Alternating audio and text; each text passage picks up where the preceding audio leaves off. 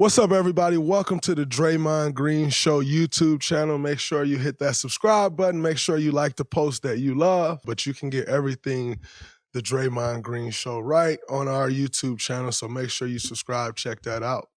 Thank you. Lastly, before we get to the mailbag questions, JJ Redick versus Doc Rivers and Patrick Beverley and Austin Rivers and who else? Whoever else. Things got spicy. And JJ went in. And the gist of it was pretty much him calling Doc out and saying, Doc, stop making excuses. You keep making excuses. You keep blaming guys. You keep doing this. Enough. Stop it. And I saw JJ apologize and said, listen, my tone, I looked a little hot and my tone could have been better, but I'm not apologizing for what I said. I meant every word that I said. And I agree with JJ.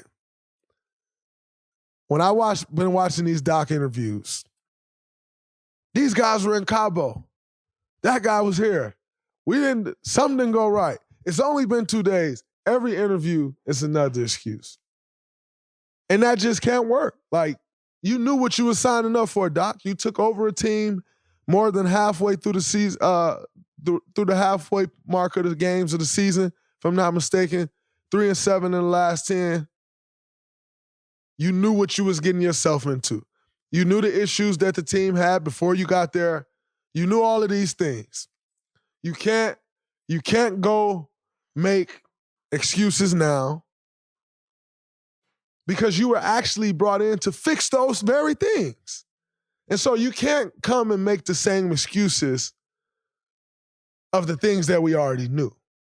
Because if that's the case, then you couldn't really accept the job with all that money that they gave you, Doc.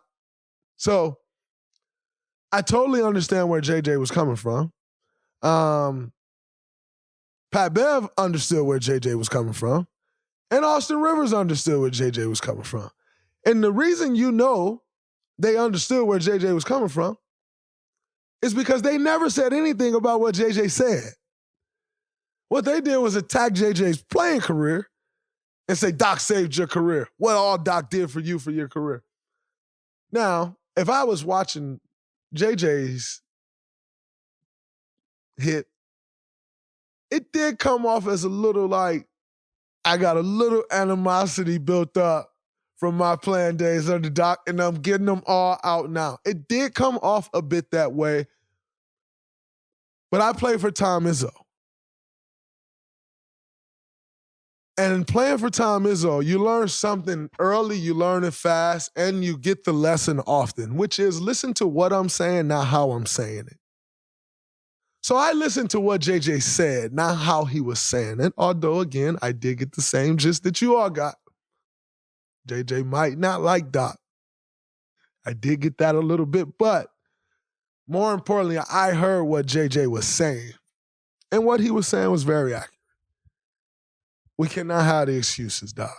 I love Doc, as you all know. I've stated that on this podcast several times. Nothing but love for Doc, but every press conference, it cannot be a different excuse. And we all wanted to be in Cabo. My Cabo days got even shortened because I had to go to Indianapolis for my TNT sports family, which was great. I wouldn't change it for nothing in the world. Enjoyed it, had a blast. It was money.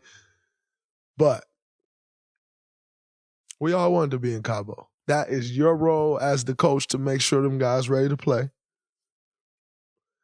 That is Giannis and Dane's role as leaders to make sure guys are ready to play before the All-Star break. So I get where JJ was coming from, and nobody disputed the things that JJ said. They almost were disputing how it came off. Which means it was facts. So, Doc, we can't do the excuses, Doc. We love you, man. But you got to get that team going. That's what they hired you for. You knew the challenges before you took the job. You took the job, you there. Got to do what you got to do to right that ship, Doc. Jackson, before we get out of here, you got some questions for me? I do. Thank you guys for asking the questions. We're going to do this every time we have a Bleacher Report live episode. First one from @Channing. What do you see Trayce Jackson-Davis's role on the team being going forward? As a rookie, what you say his name is @Channing?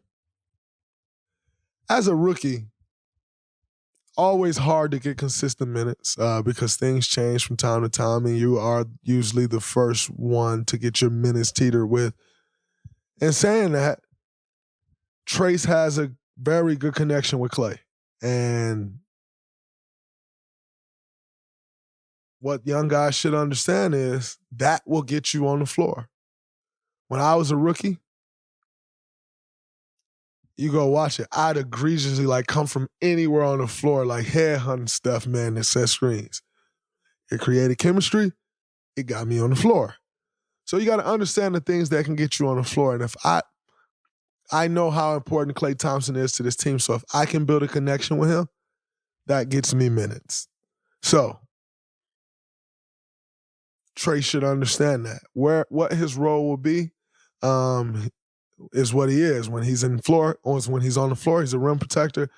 He's a lob threat. He's screening and rolling, rebounding the basketball. That's what his role will be. How much that will be, you got to talk to Steve Kerr on that one. Next question from @T._Drilly. Are you guys legit title contenders this season? I 100% believe that we are legit title contenders this season. I don't see any team out there that we couldn't beat. Obviously, the cards got to fall in place. Obviously, a lot of things got to go your way. Obviously, you need some luck. That's just the nature of winning championships. But I don't see any team in the NBA that we can't beat and compete for a title. And mama, we still got that man. I 100% think we are. Staying on the topic of title contenders and sort of connecting it back to your conversation about Doc, do you think the Bucks, this is from @JakeSteak, do you think the Bucks have a legit title shot this year? Do I think the Bucks have a legit title shot? They have two great players in Damian Lillard and Giannis Antetokounmpo. That always gives you a chance. However, they need a healthy Chris Middleton. Chris hasn't seemed that healthy this year, and because of that, I don't think they are title contenders because if they're going to have any chance to compete with anybody, Chris has to be healthy. He's too important to that team. What he brings is something that no one else on that roster brings. So if they can get Chris healthy, that puts them in the conversation. If Chris is not healthy, no chance.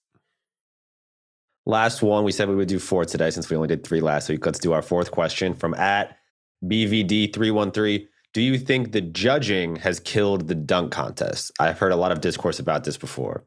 The judging, I think, is bad. I think, number one, you should probably have some. Listen, Dominique Human Highlight Reel is a staple in the dunk contest, so can't say much there. Neek should always be there. But you need, where's the Jason Richardsons? Where's the, Fred Jones was there, it was Indianapolis. But, where's the younger guys? Not quite, there were a couple guys on the panel where it's let's get some of these, Zach LaVine, I want Zach. I want Vince. Let's get some younger blood in the judge seats on the panel. I think that does play a role in it. It's so inconsistent. We saw some dunks and we were like, oh man, that dunk was weak. And then it was a 49. You're like, whoa. It's no consistency. You don't really know what they're judging. So